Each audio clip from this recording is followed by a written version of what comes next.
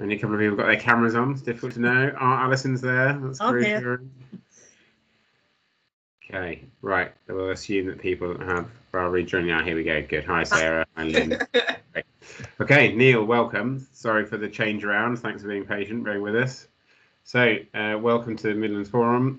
We are going to talk to Neil Jones now about climate change through empowerment. And the example from Hackney, I believe. So, Neil, over to you, and give us a shout with the slide changes, okay? That's great. Thanks very much, James. Can everyone hear me okay? You're very quiet for me. I'll see if I can talk to my mic like this. Is that better? That is, yeah. Okay, good stuff. Great. Yeah, thanks for the intro. Yeah, I'm Neil. I work for the climate change charity Possible. So we run campaigns and projects to inspire more people to take more ambitious action on climate change. And that could be anything from running community tree planting days, or sometimes we do vegan feasts or heat camera treasure hunts. And we've also been known to plug community-owned solar panels into train lines and doing things like lobbying MPs on onshore wind. If you can go to the next slide, please, James.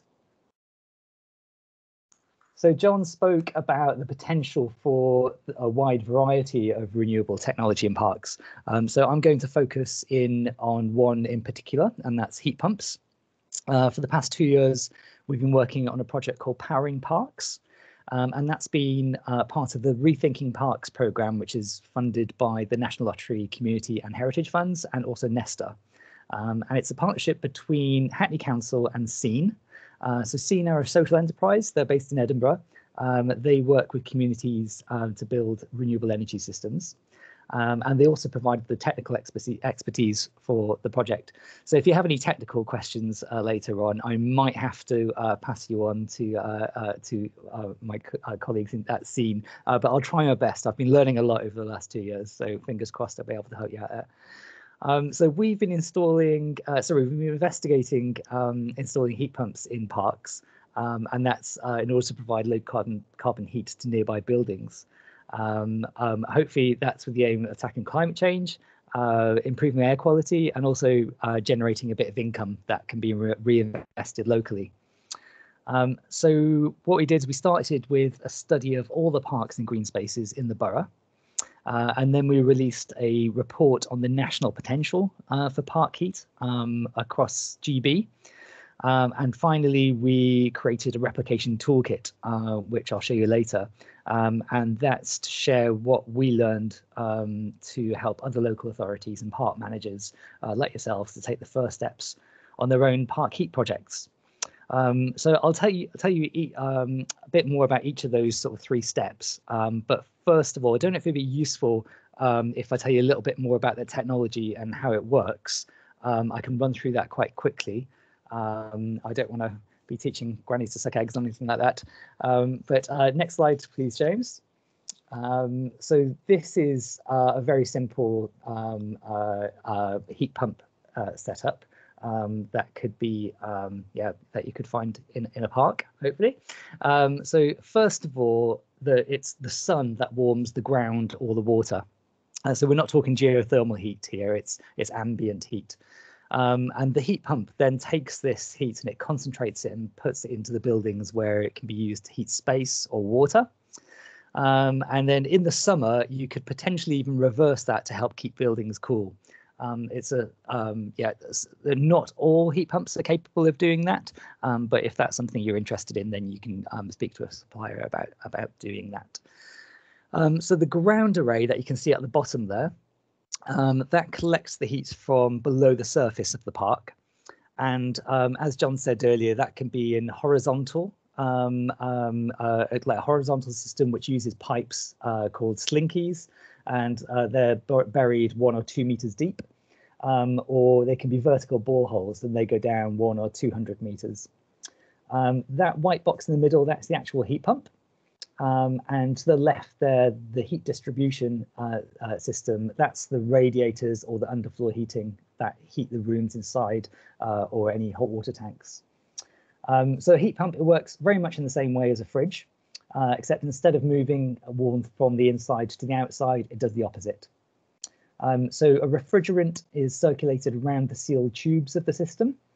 And then a compressor changes the pressure of the refrigerant in different stages. So it turns it into a gas and then back to a liquid, and it absorbs and releases heat in the process of doing that. But the clever thing is that for every unit of electricity that you use to run the heat pump, 3, 4, or sometimes even 5 units of heat are produced. So it makes it really efficient. Next slide, please, James. So back to Hackney in London.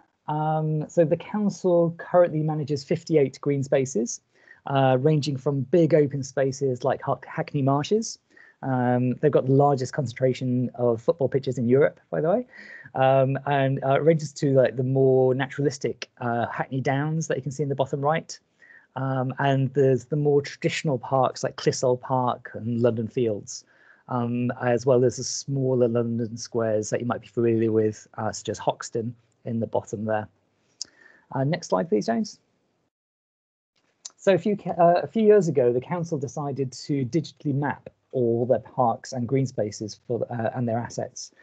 So then they could better understand how they manage the spaces and how they can model that for the future.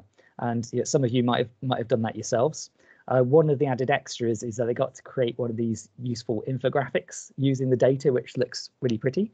But it was also the first step in the process of our site selection for our projects. Next slide, please. So Hackney handed over these GIS datasets to Scene, so that they could review all the spaces and identify where there was potential for installing ground source heat pumps. And this fell into 2 parts. Firstly, looking at the physical spaces and identifying any constraints such as underground utilities, root protection zones around trees, that sort of thing. And it was at that stage that we realized we're not just looking at big grassy areas, but there's also opportunities in spaces covered in hard standing, so like car parks, or those that already had alternative uses like tennis courts and path networks, and even water bodies.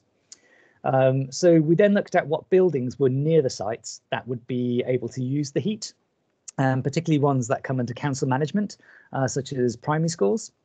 The closer the building is to the site, the better for ease of transporting the heat it is, as well as the cost of actually piping it. So that was one of the factors that we considered. But this all resulted in our long list of projects, which you'll see on the next slide, please. And yeah, so sorry, the text is a bit small on that one, so I'm not sure how you can make out. But we so that we could reduce that long list, we scored each of the sites using 5 criteria. So they were like asset ownership. So it's looking at the complexity of the relationship. So we'd have a low score, which would be a good thing if it fell within the park department's management. So that would be things like cafes or park keepers lodges within the park itself, through to more complex buildings such as tower blocks next to green spaces with multiple leaseholders. The next column along is negative impact on the park, such as any disturbance from carrying out the works. Although, as John mentioned earlier as well, we'd ideally aim to carry out works at the same time as other improvement works to counter this, like when you're working on drainage for football pitches, that sort of thing. Or you do it at the time of year where that part of the park is used less. Delivery time frame, that's pretty self-explanatory, but it's how long it actually take to deliver. And then potential for outreach. So this is one of the things we were particularly interested in as a climate change charity that looks to engage people. So we wanted to use the project as an opportunity to reach out to the community and use it as an educational resource. So sites with a higher profile or those with a school attached, for example, they'd score better. While we're speaking about outreach, if you could move on to the next slide, please, James. So at one of the sites, this was actually Daubney Fields next to Kingsmead Primary School. So we ran a heat seekers quest. So we invited locals and councillors along to the park, and we gave them thermal imaging cameras that you can see they kind of like clip onto your smartphones. They're really really easy to use, and you get really cool kind of images that overlay the actual picture that you can see with heat. We gave them some ground thermometers as well, and we just set them a challenge really to discover hidden heat in the park. And then we talked about the potential project and how we could put that wasted heat to use, and gave them the chance to ask questions and go through any concerns that they had. It was really, really engaging. We had some really good feedback. And the local councillor that you can see in the middle there, so it's the lady in the red jacket, she was really enthusiastic and like very supportive. And if you can move on to the next slide, please. So back to the shortlisting. So we pulled out 5 sites to take to the feasibility report stage. So they were Abney Park Cemetery, Daubney Fields, as we just saw in the last picture with the primary school next door, London Fields Lido, Clissold Park, and the West Reservoir Water Sports Centre, which is not technically a park, but it does fall under the council's leisure and green space service. I'll talk a bit more about that one in a moment because it's really exciting. Next slide, please. I should have done fewer slides, sorry, James. So looking at each of those, in London Fields, the Lido, it's one of the handful of heated Lidos in London, and it was one of the first sites that we wanted to explore because there was huge heat demand of the pool itself. However, the small print of the RHI, the Renewable Heat Incentive, that's the government subsidy that is coming to an end. But it's at the time we were looking at it, it was stipulating that it wouldn't cover outdoor swimming pools. So we had to park that idea, unfortunately, despite having kind of explored that quite extensively. It was a bit of an oversight. So it was a big learning for us. And as a side note, the main reason that subsidies are so important, as John mentioned earlier, apart from helping to develop the supply chain for heat pumps, is that the cost of electricity versus gas in the UK is artificially high. In Hackney, it's about 5.5 times more expensive due to that's the deal that they have with their energy supplier. And that's because the costs of decarbonising energy so far fall on electricity bills and not gas bills, or very little on gas bills. So the subsidy helps to level the playing field somewhat. And the RHI for non-domestic installations, it was due to end at the end of this month, although the deadline has been extended by 12 months for projects that are already underway and that have been delayed due to COVID. But the government are yet to announce a replacement to the non-domestic RHI that would cover the scale of these projects. You might have seen the Green Homes grant recently, but that's aimed at much smaller projects. And there's been some complications with that, as I'm sure you've seen in the news. But we're awaiting the government's forthcoming buildings and heat strategy, which we hope will have more detail on this. So that was it keeps getting pushed back. We were told that it would definitely be out by the budget, and then it would definitely be out by the end of March. And now we're hearing that it might be May. But as soon as that is out, the toolkit that I mentioned earlier, we're going to update that with the information in there, so it will all be in one place for you. And there's more kind of like funding options in there that you can explore too. But yeah, that will be a big one to watch. Looking forward to that coming out. Next slide, please. Please, James. Oh, sorry, no, it's the previous slide, but it's fine, it doesn't matter. I'll go through this quickly. So Daubney Fields, that's a small to medium-sized park that has a primary school right next to it, and we were really keen to explore a school-based project, as lots of schools located next to the borough's parks. We're hoping that'd be a good opportunity of replication. But the amount of income that would have been generated from the scheme was quite low against the capital cost. So it made the park so from the council's perspective, or the Hackney Parks perspective at least, it wasn't really contributing to making the park more financially sustainable, and that was one of the main aims of the Nesta Rethinking Parks programme. But from a council-wide perspective, it could still make sense. So all the information has been handed over to the education property team, so they can revisit that in future. Next, it is the next slide now, James, please. So that's Clissold Park. And we looked at heating Clissold House, which is a Grade 2 listed mansion in the park. It's a really beautiful building, like gorgeous park. But inside, the wet heat distribution systems, the radiators and everything that goes with it, they're all listed.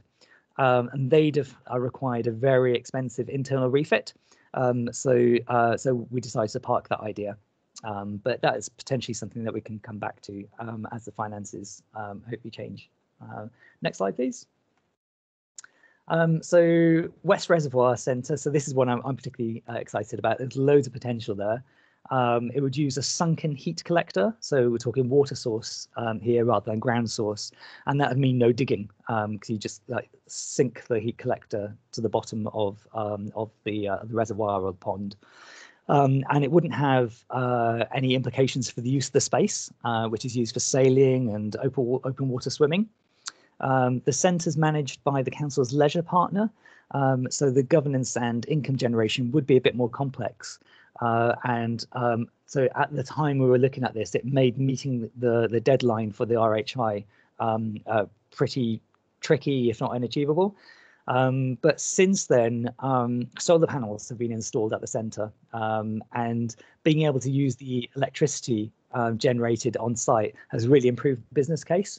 So we've revisited it from that perspective, and we're awaiting announcements on funding at the moment, but we'll hopefully have some good news on that front soon. So we'll stick that in the toolkit too, and hopefully we'll be able to share that with you shortly. And then at the bottom there, Abney Park. So we initially discounted that as an option because of the presence of graves. So we didn't think that there'd be space for coils or the boreholes. But we realised that we could use the paved entrance area that's never been used for burials, and the pathways as well, but between the sites. And there's currently a lottery-funded restoration project taking place there. And they're building a new cafe and event space.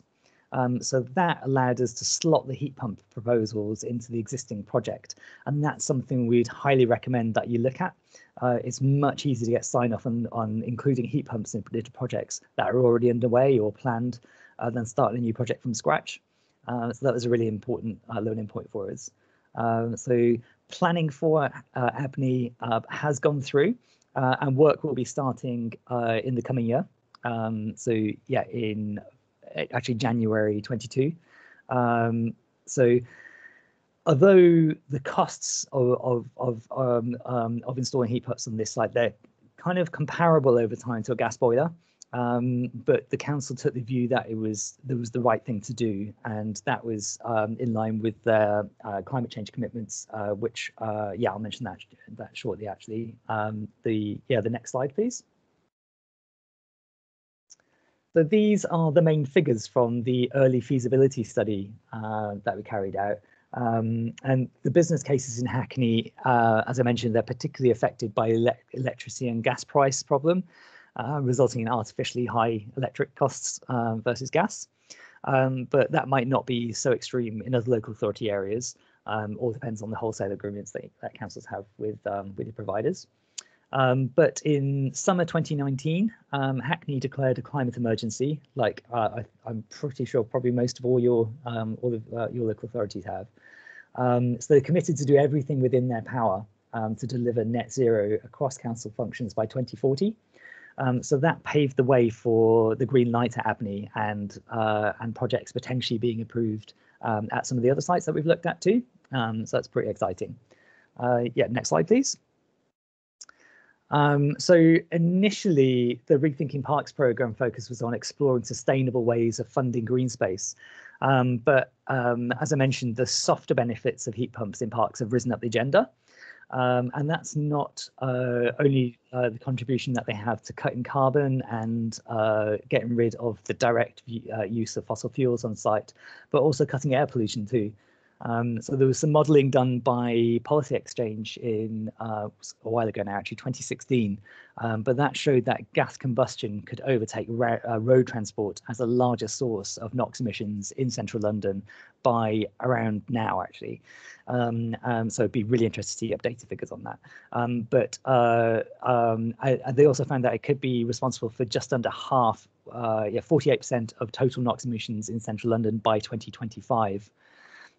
So it's certainly something that we need to be looking at. So other benefits of park heat schemes include protecting green spaces, and that's, as John mentioned earlier as well, I keep saying that, but by virtue of them hosting valuable infrastructure. So if you've got pipes below the ground providing clean heat to a nearby building, then it's less likely to be earmarked for development. And with a number of parks across the country at risk, then we need to do all that we can to protect our green spaces. Another benefit is that parks are a great place to engage the public on cutting carbon. And having a heat pump system in a park creates education opportunities and a chance for local authorities to share what other things that they're doing to tackle climate change. So in Abney Park, we're planning displays and educational materials to show how heat pumps work. And also we're hoping to have a counter that will show how much carbon is being saved in real time by the heat pumps that will be on site. So that'll be really cool. Next slide, please, James. So our work in Hackney led us to think about what the potential for park heat projects would be across the country. So we took data from, and I say we, this was mostly our clever friends over at Scene, but I'm going to claim some of the credit for this because we did lots of the design work. We took the data from Ordnance Survey, the British Geological Survey, and some other sources to estimate the total ground source heat potential in parks and green spaces and playing fields too in England, Scotland and Wales. Fortunately, we didn't have the data for Northern Ireland, otherwise we would have included that. But we calculated that a total for Great Britain is around 30 gigawatts. So that's about 10% of our total peak heat demand. And if all of that potential was exploited, then we could save over 8 million tons of carbon every year. So it's more than 2% of our total emissions. So we broke the results down to local authority area. So you can have a look at the report, which I'll link to at the end. And you can look up your own local authority and find out the results for your own area. And we found that the places with the most park heat potential in England are Richmond and areas on the outskirts of London, as well as places like Bristol, Manchester, Leeds, Liverpool, and Milton Keynes. In Scotland, it's that central belt of Glasgow, North Lanarkshire, and Edinburgh. And in Wales, South Wales towns and cities that dominate is like Cardiff, Newport, Swansea, as you might expect, but along with Caerphilly and Rhondda. But up north, Wrexham gets a look in too if you include playing fields. Yes, you can find the breakdown for your own parks. They're all there in the report. And then finally, next slide, please, James. I'll wrap this up pretty quickly. So the final phase of the project was to create this replication toolkit, and that's to help other local authorities and park managers with the search for opportunities, shortlisting potential sites, and carrying out your first stage assessments of costs and benefits for park heat projects. So it's split into 7 modules. There's a energy and finance modeling tool, and that's for people like myself who love spreadsheets. This is for you. You can put all your own data in, and you can use it to estimate the energy and cost savings of a potential heat pump project versus either electric, gas, or oil heating systems. So you can do that comparison there. There's a section called All About Heat Pumps. And yeah, as it says in the box, it tells you all about heat pumps. It's got a nice video explainer in there as well. It's about 3 minutes long. So if you wanted to introduce the idea to some of your colleagues, it'd be nice to show them that. And it just shows how heat pumps can work in a park context. And there's also in that module, there is information about the subsidies that I mentioned. Basis for action section. So that helps you make the case for park heat projects in your organisation. It's also where you'll find that report that I just mentioned in the previous slide. And then further sections, we've got there searching for opportunities and assessing opportunities, estimating costs, and the co-benefits. And on the searching for opportunities and assessing them side, so it shows you how you can do it like we did in Hackney, looking at all the kind of opportunities and just kind of whittling it down. Or you can take the other approach, whereas there's a particular opportunity spotting, and then how you kind of explore that a bit further as well. So that's like a two-pronged approach there. And you can find all this, so it's all available for free on our website. If you go to poweringparks.wearepossible.org, and I'll put that in the chat just after I finish speaking as well. So check it out and please pass it on. I'll also share my email address in there too. So please feel free to get in touch. And yeah, thanks very much for listening and bearing with me all those slides, and thanks for all your switching slides for me, James.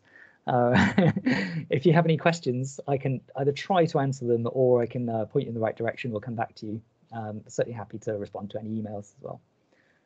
Fantastic, brilliant, thanks Neil, really appreciate that. Really interesting kind of look at one particular element of kind of this wider opportunities, I suppose. So am I right in thinking that both obviously you were a Nesta funded project, but that the Park Power in Scotland was as well? Are the two of you sort of linked? Has there been much sharing between the two projects?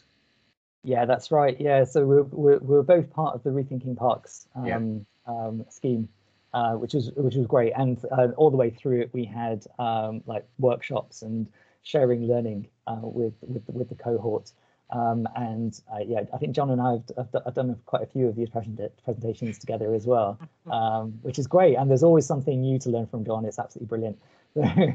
Yeah, so it's great. Likewise. Yeah, I think they go really well together because. Obviously, we had a wider focus initially, and almost concluded that Neil's focus in his project was probably absolutely spot on. So it's been an interesting way. I mean, there are other opportunities, obviously, as well, but I certainly encourage everyone to look at the toolkit that they've created, because we go so far in our sort of lessons learnt, but you certainly go further with your toolkit. So it's an excellent resource. Great. Nina, you put your hand up. Yes, hi there. That was really interesting. Thank you, Neil. I just wanted to ask a quick question about the reservoir water part. You said it was sunken technology. I'm assuming that's cheaper than boreholes. And I wanted to ask about that, but also how much maintenance might be required when installing this, and how often maintenance might be necessary. Yeah, sure. I'm not going to pretend to be an expert on the technical side of things here, but from what I've been told by colleagues, it is cheaper. It's a much simpler process of installation, and so that reduces the costs. In terms of maintenance, I believe that once they're in, that very little maintenance is required from the heat collector. The heat pump will need servicing, and that will depend on the manufacturer, and the installer will tell you the recommended servicing on that. I think it's annual for the first few years, and then goes down. I think John might know more about that, but yeah, certainly the once the heat collectors are in place, whether that's below the ground or sunken into in the reservoir, they should be good to go for, I think they say 40 years, but with an expectation that they will last 100 years plus. Fantastic, thank you so much. They're certainly cheaper per unit output of heat, which is my comment about potentially doing water source before doing ground source. If you have a nearby water source that's suitable, like a river with enough flow, or a large enough lake, then that's probably the thing to consider first, ahead of a ground source project, because they're just more efficient. But yeah, I agree with everything else that Neil said. They should last for that sort of period. And so you've got me thinking now, both. We've got a country park here with two big lakes, and we want to build a visitor centre on it. So it sounds like there's definitely some investigation to do there. Tell me, Neil, without obviously I haven't looked at your website and the toolkit yet. How simple is it to get into this? At what point do you need to bring sort of expertise on board to start getting some real answers, I suppose? Yeah, this is so the toolkit will help you just make a very it's a first step really. So it gives you the background knowledge that you'll need, and to do that very first stage kind of feasibility sort of assessment. But yeah, it is complicated. It does need sort of experts to help you with this, and there are plenty available. We're not saying that you can just pick this toolkit up and go away and do it yourself, but it will just get you started. And hopefully will lead you to be able to ask the right questions of whoever you choose to help you take it further. Fantastic, brilliant. Okay, so brilliant. Thanks again, Neil. Really appreciate your time today, and I think we'll all be going away and having a dig through that to find out what's possible in our areas. So appreciate it. So our next and final speaker today, who I think is now with us, is Tony. Are you there, Tony? Hi. Yeah. Good afternoon. Hi. Great. Welcome. So let me just skip ahead to your slides. So as mentioned, Tony is the project director for local partnerships. And is going to talk to us about this joint venture between these various organisations. So, Tony, I've got your slides, so just give us a nod as you want them switching over, okay? Yeah, if we can move on to the first slide. Good afternoon, everyone. It's a pleasure to be contributing to this discussion. I found the back end of the last presentation very interesting, especially coming from Hackney, but having left Hackney quite a long time ago, so it's quite interesting seeing some of the plans for places that I spent many good years playing around in. I'd like to use my time today to introduce you all to local partnerships, give you a bit of an introduction to the Refit energy performance contracting framework that we own jointly with the GLA, and share some of our experiences. To give you a little bit of background into myself, I have spent the last 6.5 to 7 years working for local partnerships, supporting primarily their PFI, PPP infrastructure programs. Currently, my focus is on the Refit and climate response program areas under our energy program, supporting local councils mainly up and down the country deliver their net zero ambitions, support the development of renewable energy infrastructure, and improve the performance of their own estate. Next slide, please. Just to give you a flavour of who local partnerships are, we are a public sector controlled body. We work solely for the public sector. As you can see there, we're owned jointly by the Local Government Association, Treasury and the Welsh Government. And our role is essentially to support the public sector deliver national policy locally. And you can see there the range of programme areas that we provide support across, air quality, regeneration and growth, and as I said, infrastructure. A large programme area for us was waste and recycling. And as I said, energy is a programme area for us, which is where I sit, supporting climate response and the energy efficiency work. Next slide, please. In terms of the Refit framework, as I said, it's jointly owned by local partnerships and the GLA. It was originally a framework that was launched by the Mayor of London, and it was essentially developed to help accelerate public sector bodies improve the performance of their own estate.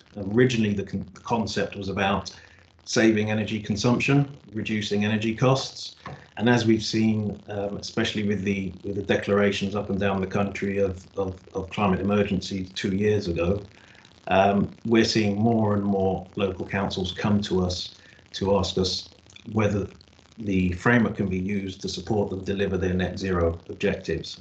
I'll go into that in a bit more detail later on in the discussion. But the key characteristics of the framework is that it guarantees outcomes. So it will guarantee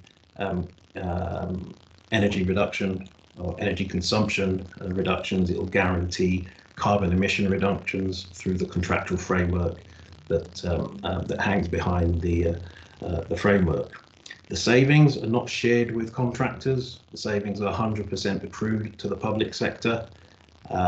It's an end-to-end support framework where we have in-house a full cohort of experts, both financial, technical, commercial and legal experts, to support authorities as they develop their plans, their business cases, procure contractors to deliver the works. And it's a fully compliant framework with procurement regulations. And there are 16 pre-qualified service providers on our framework, and I'll highlight who they are later on. If we can click on twice, please.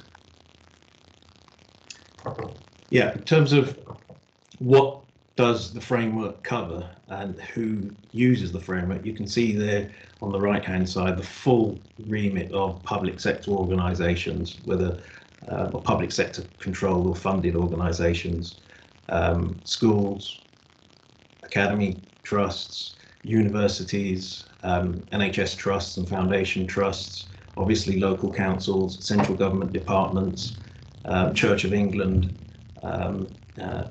schools. So any organisation that's publicly funded can access the framework. And in terms of the sorts of technologies that we're supporting councils implement and develop and deliver on their own estate, you can see everything from building controls to lighting, heat recovery, heat pumps, solar PV, whether it's ground mounted or roof mounted. We're now moving into developing heat network projects for councils, and essentially the full gambit. I mean, essentially the sort of project that we tend to get involved in is where a council wants us to look at their whole estate, whether it's land and buildings, and sets a strategic target, for example, to deliver net zero by 2030. And then we will work with them to develop a plan that gets them along a path, that defines and then gets them along a pathway as close as possible to delivering that objective. Next slide, please. Just click on once more, please.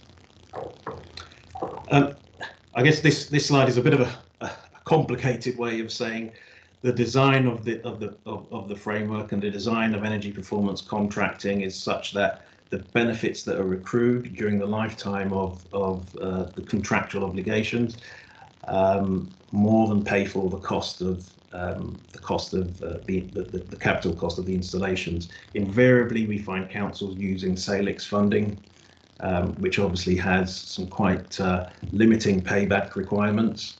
But we also see councils using a blended approach where they're applying Salix funding, their reserves, and prudential borrowing as well. But the other element that the framework can offer is financing brought to the table by the contractors, and we would only recommend that in certain circumstances, because if projects are below a certain size, then the cost of obtaining third-party funding can kind of destroy the economic benefits from the project. Next slide, please. The framework has gone through a number of iterations. As I said, it was originally launched by the Mayor of London back in 2009.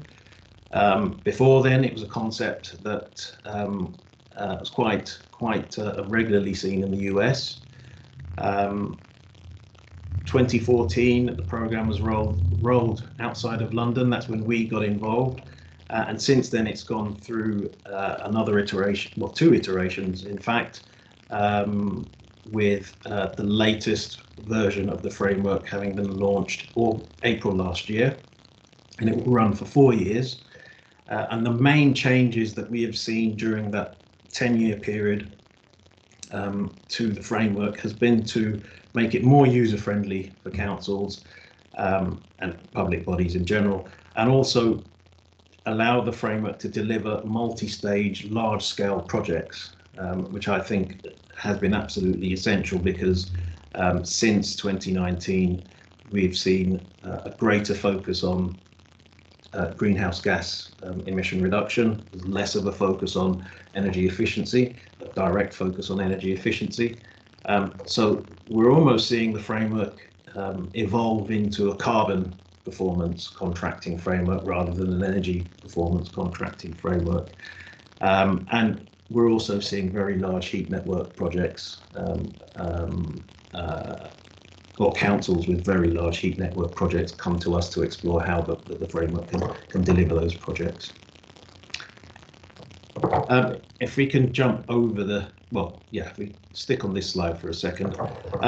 As I said before, I won't go through the details of the minutiae of the changes from the previous iteration of the framework to the current iteration, but essentially what we've done is we've made the framework far more flexible so that it can address large-scale contracts as flexibly and as cost effectively as it can deliver small-scale contracts.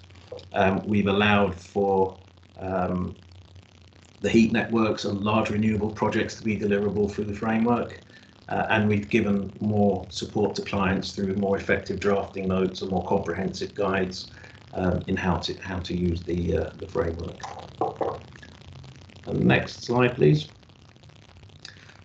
Just to give you a bit of a flavour in terms of the scale of activity, these figures are being updated as we speak.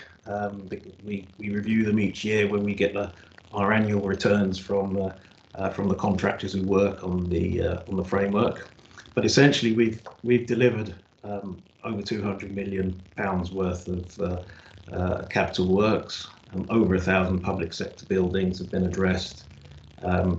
More than 55,000 tonnes of CO2, the equivalent of 55,000 tonnes of CO2 saved each year, and audited energy saved each year in excess of £10 million.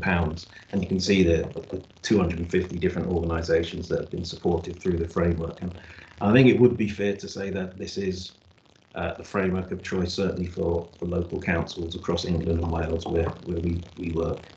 I should point out that we don't cover London. The delivery of the framework in London is the responsibility of the GLA, who are joint owners of the framework. The next slide, please. As I mentioned, there is dedicated expert support within local partnerships. Not only do we have a permanent core team of experts who have technical capability, commercial, legal and financial, we also have on our books associates. So what you'll tend to find is that depending on the specific needs of each council, whether they're looking at developing solar PV or ground-mounted wind generation or heat networks, we do have the expertise and recognise experts who can support the technical development of business cases and phases, programs of work. Our fee structure is based on a fixed fee, based on a fixed price, and because of our modus operandi and our ownership structure, our remit is to cover our costs rather than generate profits, and I think that's an important point to note. Next slide. As I mentioned before, there's a big focus on the net zero objectives. We see the real driver here, the UK's national 2050 objectives and how councils have reacted to that. Some councils are far more aggressive than others, but every council has reacted to our national targets. We're seeing a focus on creating greener, healthier places to live and work. Hence, a lot of the discussion today on this webinar. And we're also seeing a major response in terms of gravity towards the framework as a result of the climate emergency declarations that we've seen over the last couple of years. Recently, this year, we have seen an awful lot of work as a result of the public sector decarbonisation scheme. Many authorities have availed themselves of the Refit Framework to deliver their schemes, especially given the timescale for the spending of the grant funding that's been provided. September being the delivery date for those works. A lot of authorities came to us after the decarbonisation scheme was announced, and unfortunately we weren't in a place to help them, given the timescale required to develop the projects. But those authorities that were already signed up to Refit were in an extremely strong position to move quickly when the announcement was made, and we're sending that message out now. And our expectation is that there will be a public sector decarbonisation scheme Mark II at some point when the lessons have been learnt from the first phase. And our strong message would be to, if you're interested in using the Refit framework, then you know, it's better to come sooner rather than later. If we click on once more, yeah. In terms of why we see councils coming to us to use the framework and how they're using the framework, as you see, we're progressing from the bottom left to the top right-hand corner of the graphic. What we actually see here are increasing difficulty in terms of decarbonising the assets or the owned assets. What we normally see, obviously, are councils going after the quick wins first, and what that means in practice is using the framework to tackle the energy efficiency of their owned estate, and once they're comfortable that they've addressed the energy efficiency issues within their estate, they then move on to a phase of work which is focused on renewable power generation on their estate, on their land holdings that are not suitable for residential development. And after that, then looking at the longer term gains, the harder nuts to crack, such as decarbonising their heat supply. And that is a pretty typical path that we see. And there are two authorities that have come to us that that want to go straight into heat decarbonisation. And again, that's something that we're more than able to talk around. In terms of steps on the Refit journey, I'll spare you by not going bullet by bullet through this busy slide, but essentially we go through the three phases of planning, procuring and supporting the councils extract the contract management performance that they're expecting. The planning phase is very much about understanding what your requirements are, understanding what different phases of work can be developed and how those phases of work benchmark in terms of national performance now and where we forecast national performance could be in a few years' time. And having done that analysis, we can work with you, or we do work with the councils to develop their business cases for that inform the pending procurement exercise. Now, during the procurement exercise, we work closely with the councils to develop the competition documentation, the tender documentation, support the evaluation of tenders that have been received, and support the contract award. Now, at that stage, we're still involved with supporting the councils review the business cases as they are developed by the contractor, or the outline and detailed designs that are developed by the contractor. And at that point, our focus is primarily to ensure that the designs that are delivered by the contractor reflect best practice and value for money, given what we're seeing in similar contractual frameworks up and down the country. And essentially, once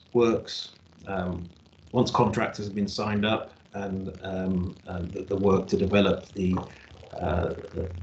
what we call the investment grade proposal, which is the guaranteed business case from the contractors, is done, then we essentially step back and we carry out an annual review of the performance of the contract, which is based on us receiving an annual return from the contractor to ensure that the council receives the guaranteed benefits that were set out in the investment grade proposal. And incidentally, those business cases, the investment grade proposal and the previous business case, which is the high levels assessment, we provide a written report to the council on the quality of those, so that we essentially assure council of the quality of the cases as they're developed. Next slide, please. Just to give you a bit of a flavour of what we're seeing in terms of progression towards net zero. Now, these figures represent, on the left-hand side, represent where we're seeing emissions coming from, and these are live figures from an existing client. I've had to remove the name of the client, obviously, and the points on the right-hand side are the actions that client, that council, is looking at taking to get themselves along a pathway to net zero. This is a 2050 scenario. We're still working with the client to establish the 2030 scenario for them. So as you can see, we see most of the greenhouse gas emissions, unsurprisingly, coming from electricity consumption as a result of street lighting, building use, fair proportion coming from heating, and the remainder really coming from fleet, and probably half of that from staff travel. Now, in terms of what that authority is looking at to address those emissions over time, they're looking to address their building energy efficiency in the first 5 years, address the boiler replacements, the remaining boiler replacement that haven't been addressed in the energy efficiency program from years 10 to 25, looking at quite an aggressive fleet replacement policy to bring on board ultra low emission vehicles for cars and class 1 vans in years 1 to 5, addressing class 2 vehicle vans in the first 10 years, and the remaining fleet in the first 20 years.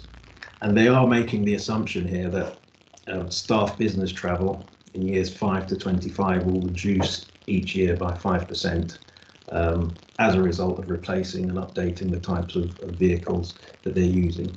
So 5% reduction in emissions per year for 20 years from year 5. And they're also making assumptions in terms of generating their own renewable energy and using their own renewable energy, essentially through infrastructure such as solar PV, private wired to their own use. So you can see there the sorts of challenges that councils are looking at, how they're addressing it, and where the emissions are coming from. Next slide, please.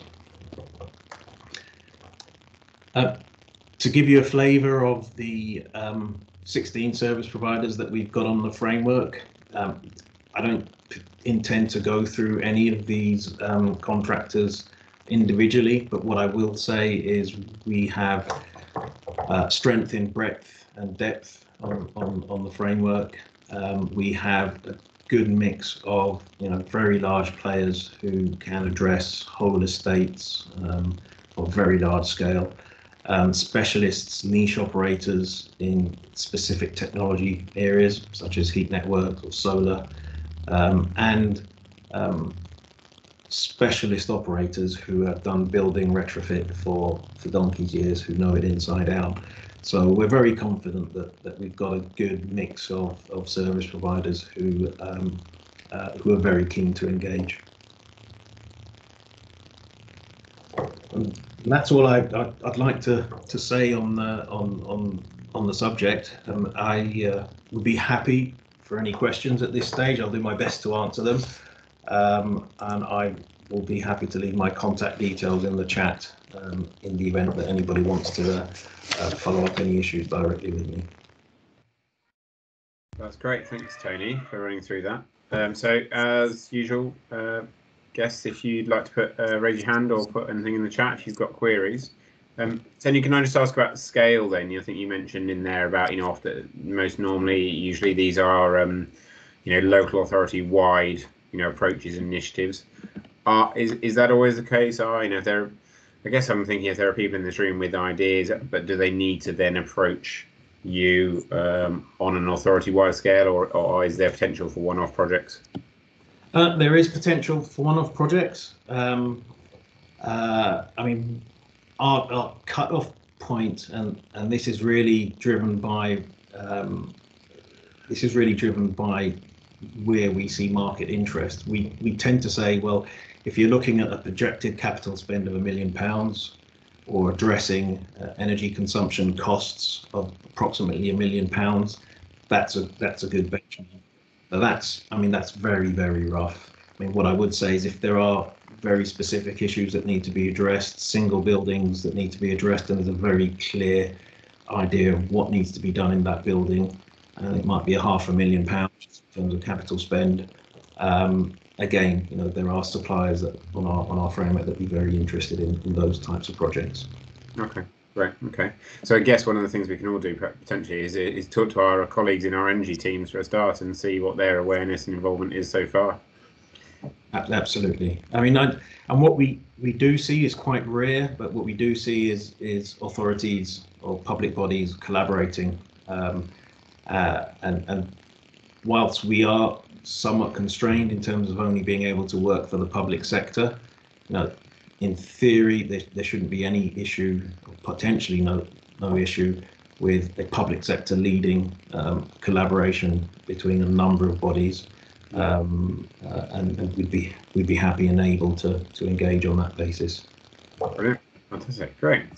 Okay, well, unless there's any other questions, just if I can thank all of our speakers today. So thanks to John, to Neil, to Simon, and to Tony. Appreciate you giving up your time to talk to us all today. I think we mentioned at the beginning, and you saw the pop-up, we've got a recording of today's webinar. As usual, will appear online in the next week or so on our website. And as Alison mentioned at the beginning, for those who are not yet members or would like to become members, please do consider getting in touch about that. Alison, is there anything else you wanted to mention before we sign off, or take any other questions from anybody? Just I think the evaluation probably is the other thing to remind people of. If we can put the link in the chat, that'd be great. Yeah, that's everything from me. Thank you. Great. And if I can ask if anybody else has got any AOB while we're in the room they want to cover, please do stick your hand up. Or suggested topics for future webinars as well. Otherwise, we'll be back. Our next one, Alison, is, remind me. In approximately 4 weeks' time. Yeah. Okay. So yeah, back in April, and then I think June after that, aren't we? So that's right. Yeah. Okay. Great. And hopefully meet in person later in the year. Yeah, just as we're saying, isn't it? We all want that, I think. So we are starting to think as a board about how we might do that later this year and where and so on. So fingers crossed, we'll actually get to see some real people from the region again one day later this year. So yeah, do tune in if anyone's got anything else. Otherwise, thanks for your time, everybody. Thanks again to the speakers, and we'll see you the next time. Thank you, everyone.